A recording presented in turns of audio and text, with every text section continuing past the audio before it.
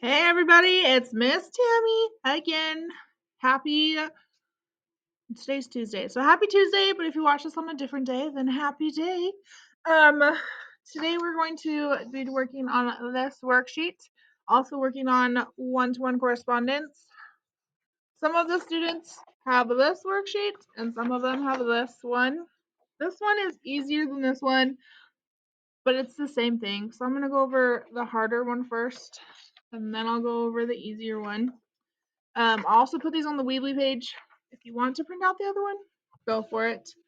Again, this video is mostly for parents, for you guys to know, or to just get some tips and tricks on how to work with your students and get them engaged in learning and make learning more fun instead of just doing a worksheet, because that's really boring.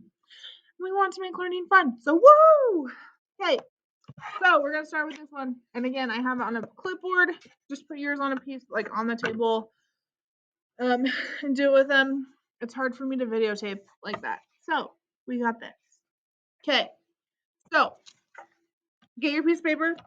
A trick for this is, the harder one is to get multiple color of markers or crayons or pens, just because it helps them see it. I'm probably going to use markers just because that's what I have. Again, if your child, like I've said in a lot of my videos, do not do the work for them, but if they need the help, then help them. So doing it for them is for me to sit in the corner, right, and say, oh, there's 1, 2, 3, 4 footballs. Okay, there's 4. Do you get it? Okay. Helping your student is moving their arm for them, or helping them clap as you cross it out, or they can jump as you cross it out. If they are nonverbal, pointing, clapping, doing sign language. If you have the numbers, they can point to, like if you have a number strip, they can point to the numbers as you count. Just anything to help them be more engaged in the process. If they physically can't hold the pen, help them hold the pen or hold the pen for them.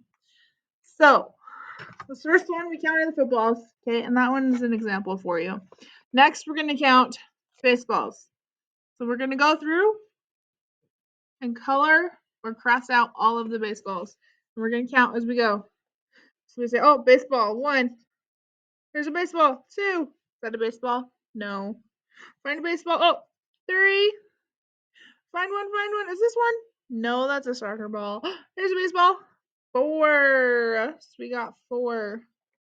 Okay, if your child can write 4, great. If they cannot, you can write it with a marker.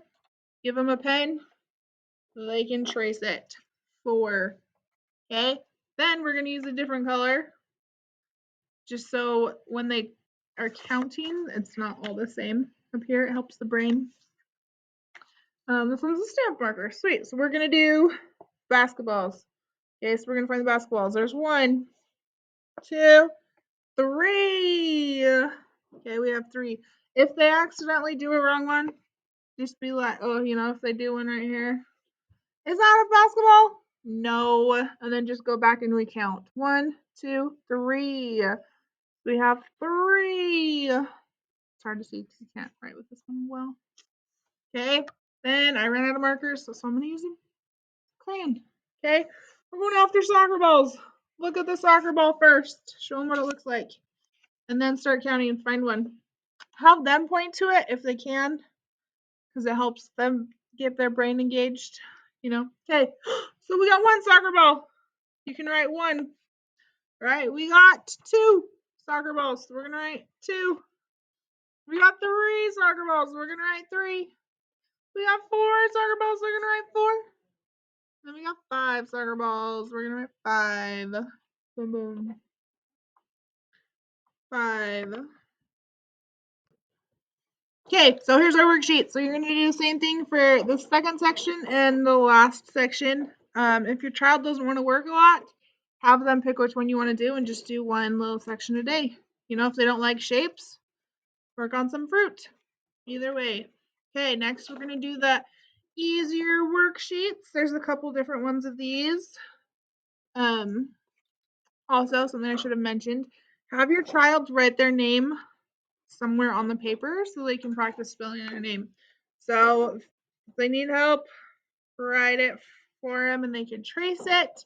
Hold their hand and spell their name as you go. Same kind of thing. I'm gonna use a crayon. Same thing with like the more to less worksheets. Have them point to it because we're working on that one-to-one correspondence, or cross it out as you count. Right? So 1, 2, 3, 4, 5, 6, 7. All right. Then we have number 7. Oh, you can't see it. You can have them just point to it and then you write number 7, or just have them do their finger.